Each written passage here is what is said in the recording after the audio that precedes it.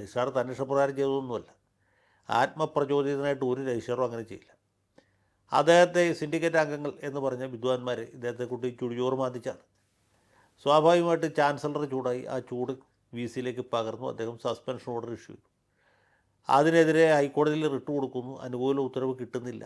ആ സമയത്ത് ഞായറാഴ്ച, അതാണ് തമാശ, ഞായറാഴ്ച അടിയന്തര സിൻഡിക്കേറ്റ് വിളിച്ചു കൂട്ടുന്നു. അപ്പോൾ താൽക്കാലിക വി സിയുമില്ല. താൽക്കാലിക വി സിയുടെ ചുമതല വഹിക്കുന്ന താൽക്കാലിക വി സിയാണുള്ളത്. ഇത് അജണ്ടയിൽ ഉൾപ്പെടുത്താത്ത വിഷയമാണ്, ചർച്ച ചെയ്യാൻ പറ്റില്ല എന്ന് വി സി പറഞ്ഞതിന് ശേഷം, വി സി യോഗം പിരിച്ചുവിട്ട് ഇറങ്ങിപ്പോയതിന് ശേഷം ഇവർ യോഗം തുടരുകയും ഇദ്ദേഹത്തെ തിരിച്ചെടുക്കാൻ തീരുമാനിക്കുകയും അദ്ദേഹം ഞായറാഴ്ച വൈകുന്നേരം ചുമതലയേറ്റെന്ന് മാത്രമല്ല തിങ്കളാഴ്ച അദ്ദേഹത്തിൻ്റെ റിട്ട് ഹർജി വീരോചിതമായിട്ട് പിൻവലിക്കുകയും ചെയ്തു. എന്നിട്ട് അദ്ദേഹം ജയിച്ചതായിട്ട് അദ്ദേഹം തന്നെ പ്രഖ്യാപിക്കുകയും അദ്ദേഹം തുടർന്ന് ജോലിക്ക് വരികയും ചെയ്തു. അപ്പോൾ സ്വാഭാവികമായിട്ടും വൈസ് ചാൻസലർ കുപിതയായി. അവർ ഇദ്ദേഹത്തെ ചുമതല ഏൽക്കുന്നതിൽ നിന്ന് വിലക്കി. ഇതിൽ ഗവർണർക്കോ വൈസ് ചാൻസലർക്കോ നഷ്ടപ്പെടാനൊന്നുമില്ല, രജിസ്ട്രാർക്കും ആ സിറ്റീസ് ഒന്നുമില്ല. പക്ഷേ ഇത് പൊതുജനങ്ങളുടെ മുമ്പിലാണല്ലോ നടക്കുന്നത്. തിരുവനന്തപുരത്ത് നിന്ന് മിനിറ്റ് ബൈ മിനിറ്റ് ഇത് ടെലിവിഷൻ ചാനലുകൾ സംപ്രേഷണം ചെയ്തുകൊണ്ടിരിക്കുകയാണ്. പിറ്റേ ദിവസം പത്രത്തിൽ ഇത് വായിക്കുകയാണ്. ഭരണസ്തംഭനം. യൂണിവേഴ്സിറ്റിയിൽ നിന്ന് കുട്ടികൾക്ക് സർട്ടിഫിക്കറ്റ് കിട്ടാൻ പോലും പറ്റാത്ത അവസ്ഥ. രജിസ്ട്രാറില്ല.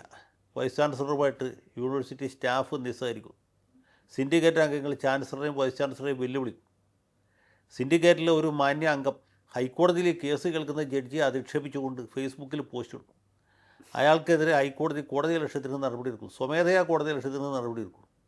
ഇതൊക്കെ നടക്കുമ്പോൾ സർവകലാശാലയെക്കുറിച്ച് കുട്ടികൾക്കും രക്ഷകർത്താക്കൾക്കും നാട്ടുകാർക്കും ഉണ്ടാകുന്ന ഒരു മതിപ്പ് എത്ര ഭയങ്കരമായിരിക്കും എന്നാലോചിച്ച് നോക്കുക. അവർ തമ്മിൽ പല പ്രശ്നങ്ങളുണ്ടാകും. വിഴുപ്പലക്കാനൊക്കെ നമുക്ക് എല്ലാവർക്കും സ്വാതന്ത്ര്യമുണ്ട്. പക്ഷേ ഇത് ഉണ്ടാക്കുന്ന ഒരു അപഖ്യാതി, അതുണ്ടാക്കുന്ന ഒരു ദുഷ്പേര് എത്ര ഭയങ്കരമായിരിക്കും. ഉന്നത വിദ്യാഭ്യാസ രംഗത്താണ് നടക്കുന്നത് ആലോചിക്കണം. 88 കൊല്ലത്തെ പാരമ്പര്യമുള്ള കേരള സർവകലാശാലയുടെ ചരിത്രത്തിൽ ഇന്ന് വരെ ഉണ്ടാകാത്ത രീതിയിലുള്ള ഇത്രയും വഷളായ, പുറത്തു പറയാൻ കൊള്ളാത്ത അത്രയും നാണം കെട്ട പ്രവൃത്തികൾ നടക്കുകയാണ്. അതിന് ഏതെങ്കിലും രീതിയിൽ വിലക്കാനോ തടയാനോ ഉന്നത വിദ്യാഭ്യാസം അതിലേക്ക് സാധിക്കുന്നില്ല, സർക്കാരിന് സാധിക്കുന്നില്ല.